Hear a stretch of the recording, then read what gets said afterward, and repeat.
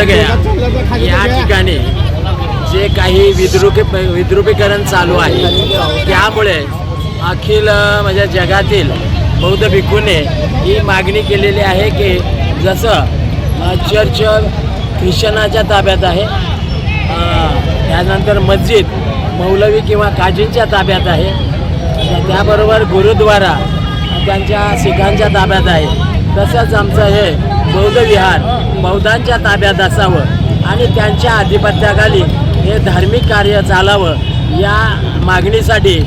या भिक्खू संघातर्फे आणि त्याबरोबरच भारतीय बौद्ध महासभा जिल्हा सोलापूर यांच्या वतीने या मागणीसाठी हे विहार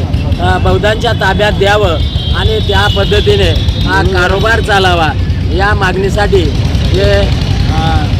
राष्ट्रपती त्याबरोबरच बिहार सरकार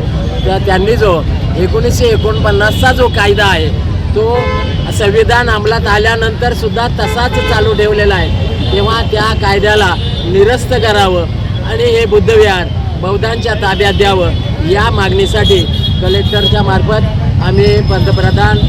बिहार राज्य आणि त्याबरोबरच राष्ट्रपतींना हे निवेदन सादर करायचं आहे आणि ते आम्ही शांती मार्गाने त्यांना सादर करण्यात आलं. लोकदर्शन मराठी चॅनलला सबस्क्राईब करा, बेल बटनला क्लिक करा व लाईक करायला विसरू नका.